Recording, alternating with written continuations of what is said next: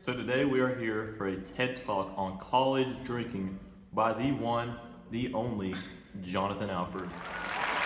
Alright, hello. Alright, today let's get started.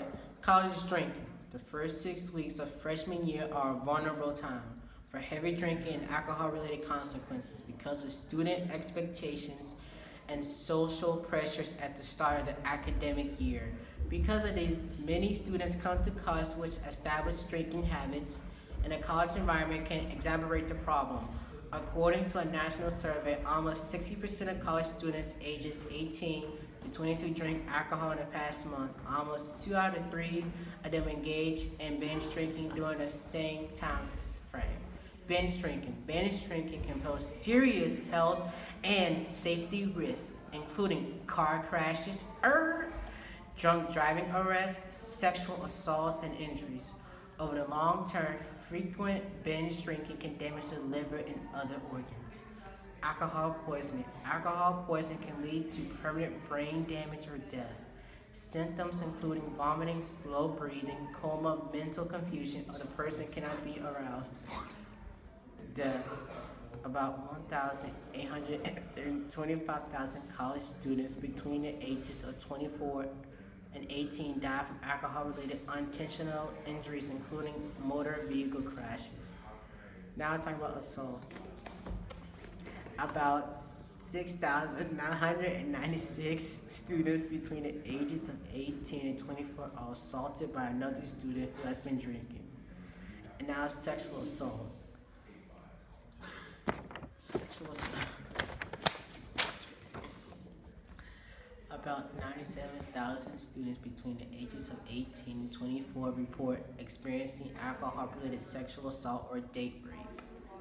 Academic struggles. About 1 in 4 college students report academic consequences from drinking, including missing class, falling behind in class, and doing extremely poor on exams or papers, and receiving terrible grades.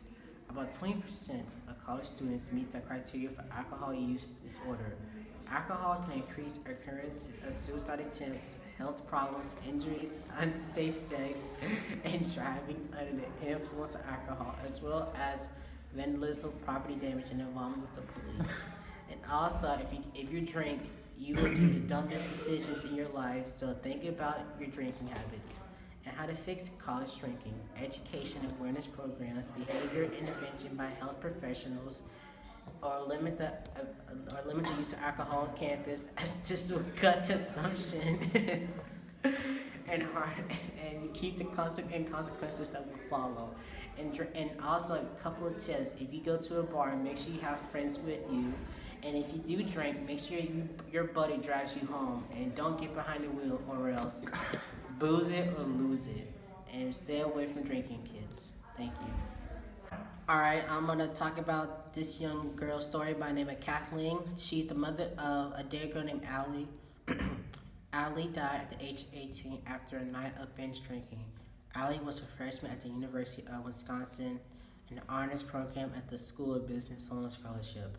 On the morning of February 21st, she was found dead in the upper floor of an off-campus apartment, a known party house. She had been drinking shots of hard liquor, passed out, and laid unconscious for hours while others partied around her, afraid to get her help. She was a beautiful, physically fit girl, but her body could not handle what students were doing that night.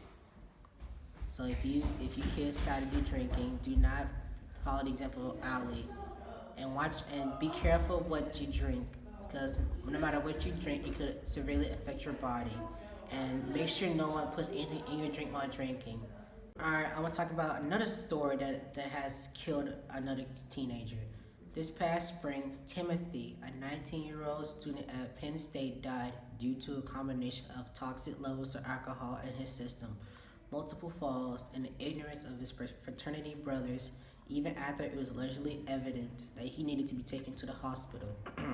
According to Washington Post, that Timothy was forced to drink massive quantities of alcohol in a short time span as part of a hazing ritual.